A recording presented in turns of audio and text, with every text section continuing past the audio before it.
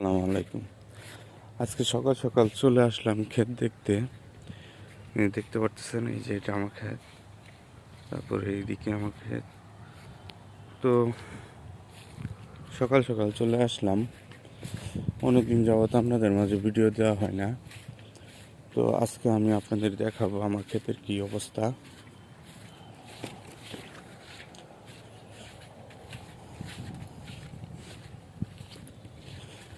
এখন আপনার চারপাশের সব জমিগুলো ধান লাগানোর জন্য প্রস্তুত করা হচ্ছে।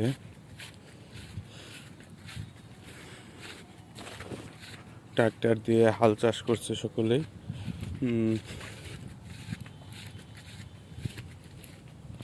যার কারণে একটু ঘুরে আসতে হলো।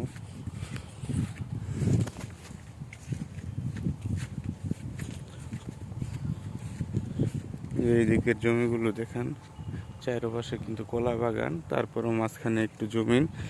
এই জমিনে আপনার ধান লাগানো হয়, একটু নিচু জমিন, পানি জমে থাকে, তার জন্য কেউ কলা লাগায় না।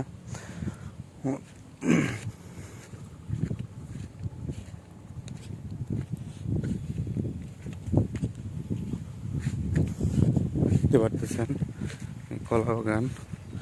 বাগানটিকে কিন্তু আমরা একদম পরিষ্কার করে দিয়েছি, প্রত্যেকটি গাছেই ছড়ি আছে। চলুন একটু সামনে যাই।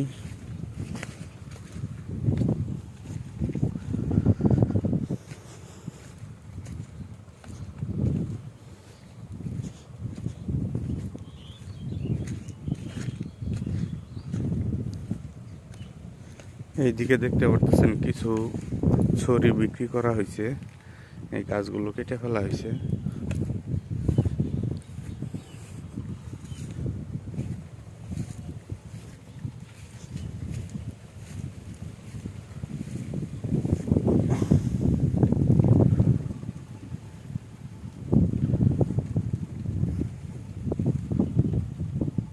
এদিক দিয়ে বাগানের ভিতরে যাওয়ার জায়গা নেই, তো আমাকে একটু ঘুরে যেতে হবে। দেখি ভিতরে গিয়ে আপনাদেরকে দেখাই।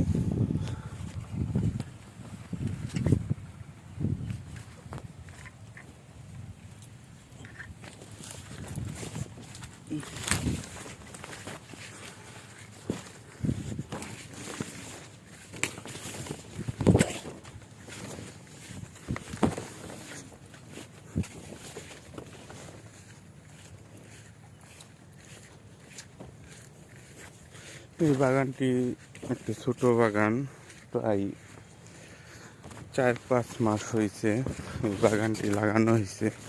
এখন মোটামুটি অনেকটাই উঁচু হয়ে গেছে।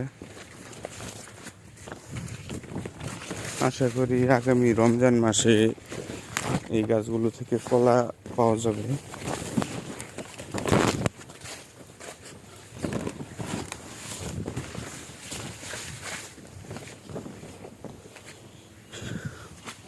অনেকটুকু ঘুরে বাগানের ভিতরে আসলাম।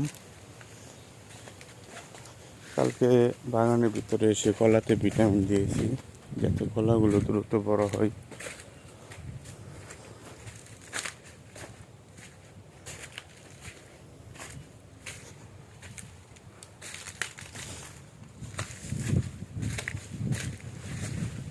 প্রত্যেকটি গাছের ভিতরে কিন্তু কলার ছড়ি আছে।